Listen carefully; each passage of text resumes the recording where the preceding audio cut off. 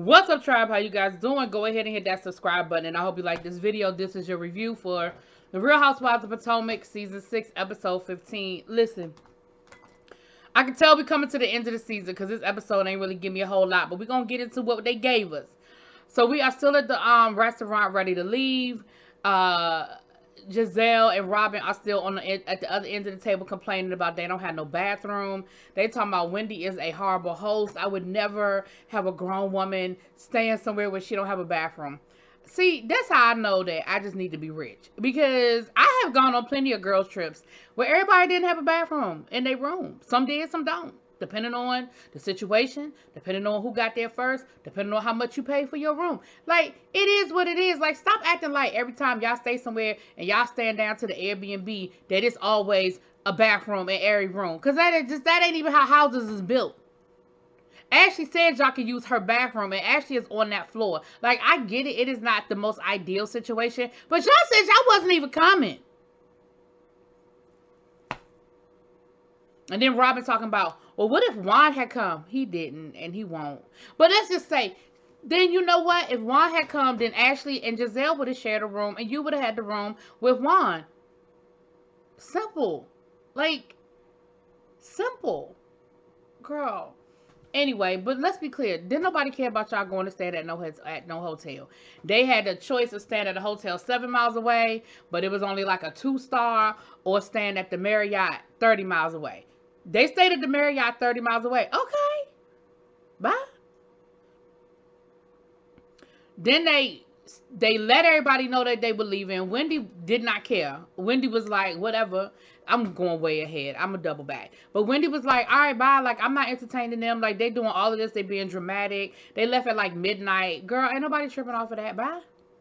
See y'all in the morning. Then the next day, just Giselle talking about something. Wendy didn't even check on us. Wendy didn't even care. Wendy was like, y'all said in the group chat that y'all made it to the hotel. What was I supposed to say? You put it in the group chat that you got there, okay.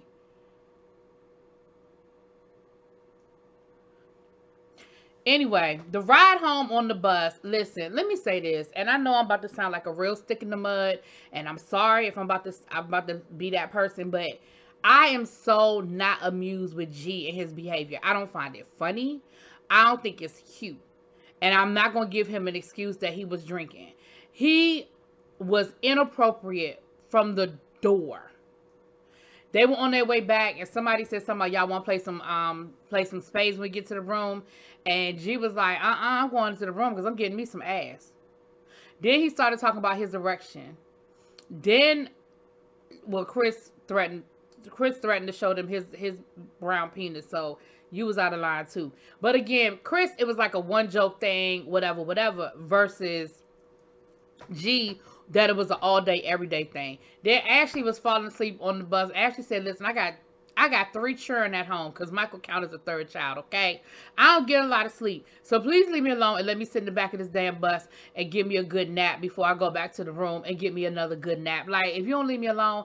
And G kept messing with her. And then he made a comment about her wanting to go to the strip club. And then he said something else inappropriate to her. Even Karen was sort of mumbling in the back of the room about how inappropriate it was. And I was just like, this whole situation is inappropriate. And again, I really am interested to see how it's going to be addressed, because at the reunion, because I just think at a certain point it just wasn't cute. I mean, I didn't think most of it was cute, but it definitely at a certain point it just was not cute anymore. Anyway, they getting on the boat the next day. All that had happened. So the next morning they wake up. Now, the one thing I will say I can agree with Mia on, Mia was like, damn, we ain't had no turn down service. We ain't had ain't nobody carry our bags there. We ain't even got a chef making us breakfast. Now, I will say that Candace at least had the chef making them breakfast. I mean, why you ain't had no chef coming through there, Wendy? Why was every man for himself? You could have at least paid Chris to be the chef for the weekend. I mean, I understand that he on vacation, but word on the curb is he don't have no job. So at the very least, y'all could have paid that man to cook for the weekend. He could have threw some eggs together and made some omelets. I'm just saying. Anyway, Ray gets there, and Ray immediately hits a zinger with Giselle. Giselle's foot was in that cast, and he talking about what happened to your foot, and Giselle was like, you know, me and your wife was tussling, and he said, Karen, Giselle blamed you for her foot being broke. He said, I just want to know how you missed her neck. I thought it was funny. Everybody laughed. It was a cute moment. It sort of lightened the mood. Because again, there was tension with Giselle and Wendy. Mia and Candace still had tension. So it was cute. Like, you know, good old Ray to the rescue, right? Everybody loves Ray. All right, good old Ray to the rescue. So we getting ready to get on the boat. I guess everybody eventually ate breakfast, child. Looked like Wendy made some French toast and they had some scrambled eggs. So, you know, listen, if y'all like it, I love it. Everybody had breakfast, okay? We getting on, like I said, we on our way, down to the boat. And of course, everybody looks nice, you know, yada, yada, yada, whatever. Well, no, I was about to tell a lie. Everybody don't look nice, but I am not about to critique the fashions. I'll let y'all guess who don't look nice. Anyway, we get to the boat, and it looks like it's a nice boat, right? Chris is hung over. Chris said, listen, I'm going to lay out here in this sun. I'm going to get me a little bit of color, and y'all wake me up when we get home, okay? They got drinks downstairs, a little bit of food spread downstairs, but for the most part, everybody stayed upstairs. Being on the boat after, well, you got a hangover, it's probably not the best place to be, but, you know, Candace got the motion sickness pills for everybody, you know. And again, G being inappropriate, making inappropriate comments onto the boat, okay? So, Ascala and Robin end up downstairs having a conversation. And Ascala is talking to Robin about her friendship with Wendy. And Robin is saying, listen, me and Wendy, you know, everything with Wendy just seems to be combative. It's always a problem. You know, I'm just not in a good place with Wendy. Maybe I misjudged her. And Mia comes down to use the bathroom or whatever, and she overhears part of this conversation. And, you know, Ascala was saying to Robin, listen, you are my friend, and I feel bad because I've gotten to know some of the other ladies, and I actually like Wendy, and I actually like Mia, and, you know, I feel bad, you know, and Robin was like, listen, I would never put you in the middle, you know, you being my friend has nothing to do with you being their friend, and I would never put you in the middle of that situation. Mia take her happy ass upstairs, and Mia gonna say, oh, well, Robin said, talking to Wendy, you're not the same person you were a year ago. And well, first Mia said, some people said. So Wendy gonna say, well, who said that? And of course, Mia was like, Robin. So of course, cue Robin coming up the steps.